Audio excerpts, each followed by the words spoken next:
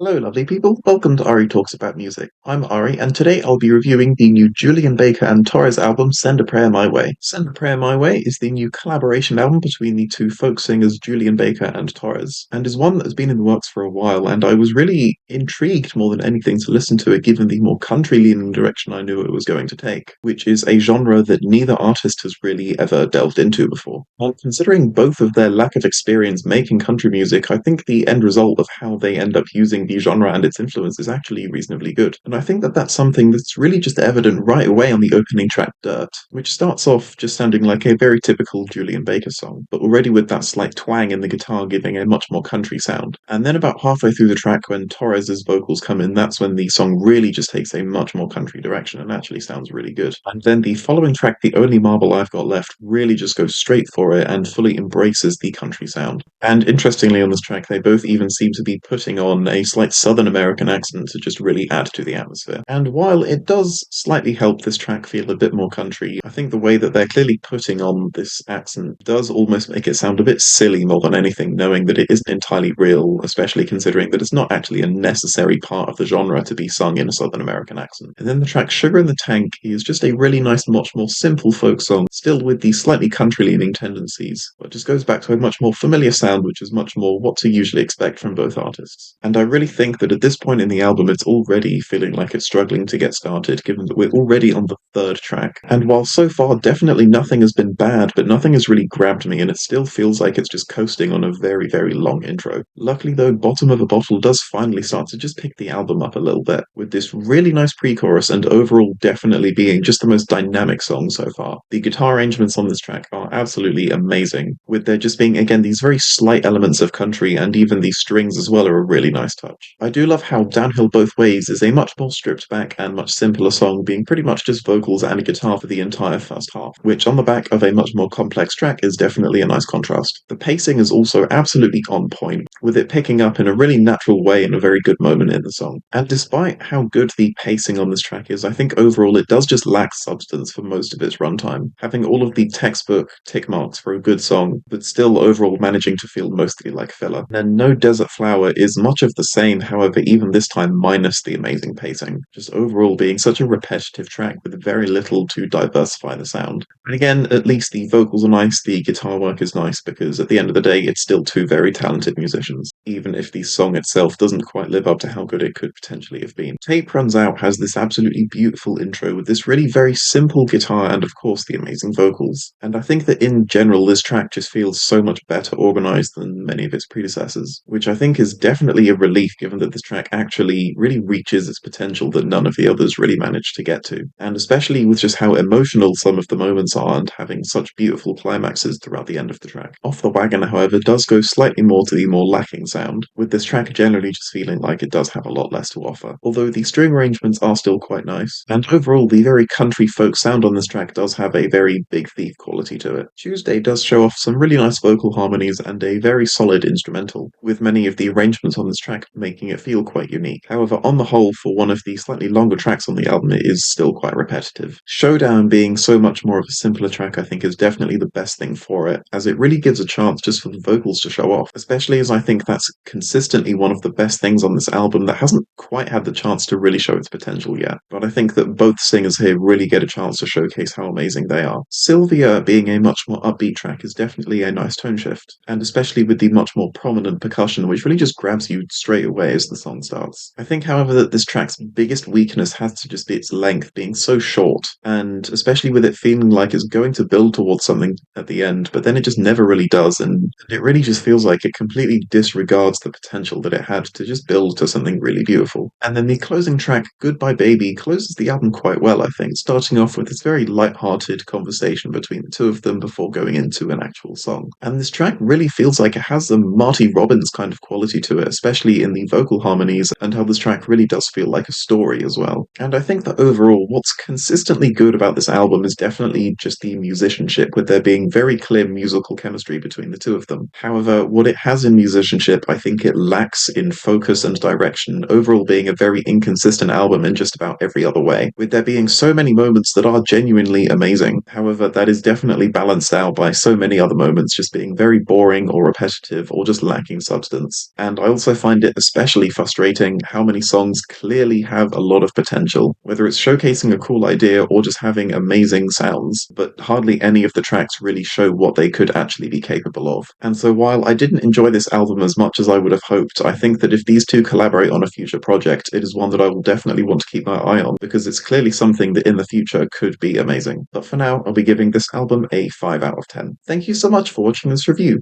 Please be sure to listen to this album yourself and tell me your thoughts below. Please leave a like if you liked the video, and please leave a dislike if you didn't like the video, and remember to stay hydrated.